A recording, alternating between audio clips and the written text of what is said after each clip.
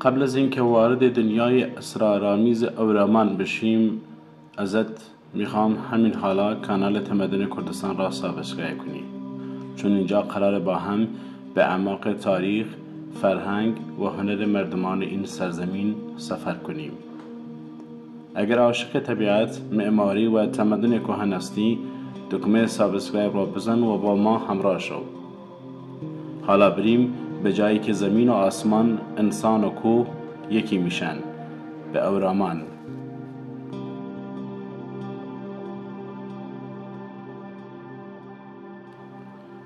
در اعماق زاگرس، جایی که کوهها چون دیوارهای عظیم سر بر آسمان دارند، روستایی نهفته است که به نظر میرسد زمان در آن متوقف شده باشد.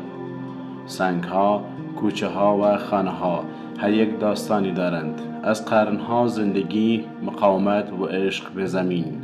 اینجا اهورامن است، سرزمینی که با سنگها سخن میگوید و با کوهها زندگی میکند. خانه هایش بر شانه هم تکیه دادند.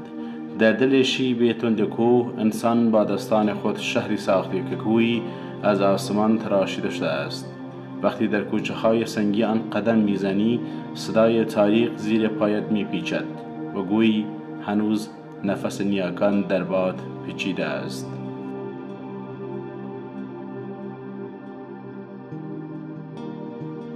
اهورامن یا هورامن در قلب کوهستان‌های زاگرس و در مرز میان کردستان ایران و اقلیم کردستان عراق قرار دارد.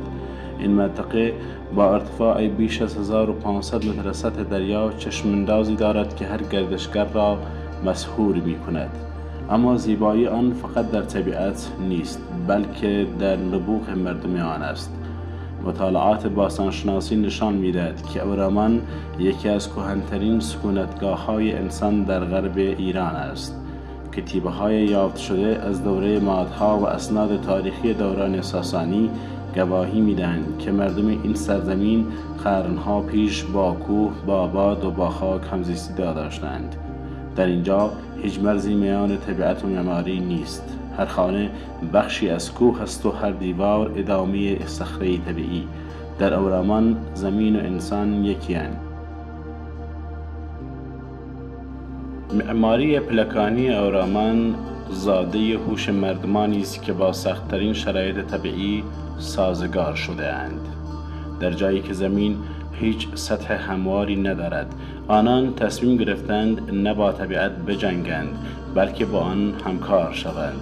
خانه ها را طوری ساختند که پشت بام هر خانه حیات خانه بالایی باشد. هیچ فضایی بیهوده نیست و هیچ بخش از زمین به استفاده نمی ماند. این شیوه ساخت باعث تهویه طبیعی هوا می شود. در تابستان باد خنک کوهستان از لابلای کوچه ها می وزد و گرما را می شکند. در زمستان گرمای خانه های پایینی بالا می رود و لایه‌ای از حرارت طبیعی ایجاد می کند. هیچ دستگاه تهویه‌ای به اندازه درک طبیعت در اینجا هوشمندانه نیست. خانه ها با سنگ های تراش خورده‌ای محلی ساخته شده‌اند، بدون سیمان یا آجر، فقط با هنر چیدن سنگ ها و دقت دست انسان. این معماری نه تنها زیباست، بلکه زنده است.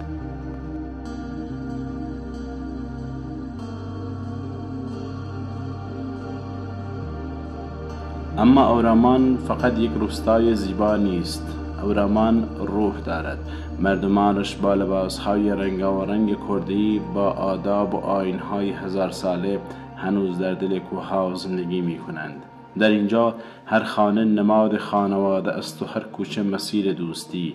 صدای دف و الپرکه در جشن‌های محلی می‌پیچد و با باد در کوهستان می‌رقصد.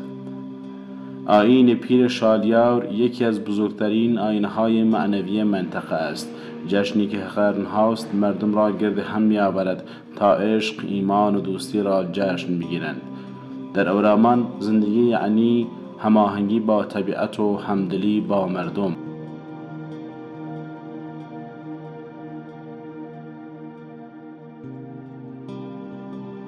در سال 2021 اهورامن به عنوان میراث جهانی یونسکو ثبت شد، نمادی از نبوغ انسان در سازگاری با طبیعت.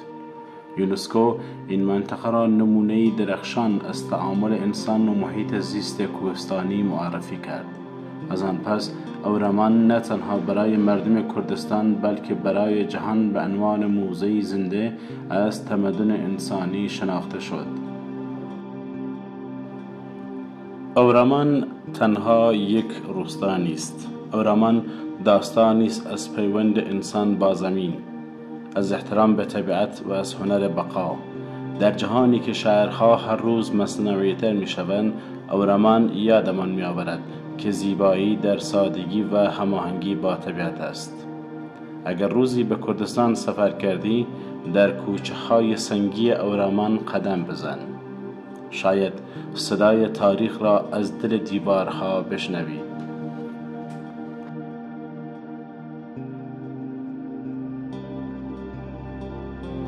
اگه از این سفر به دل کوههای کردستان لذت بردی، لایک کن و بنویس برات کدوم بخش از اورمان جالبتر بود.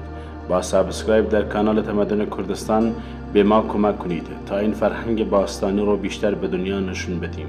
تا ویدیو بعدی، بدرود از سرزمین زیبای سنگ و ایمان، اورمان.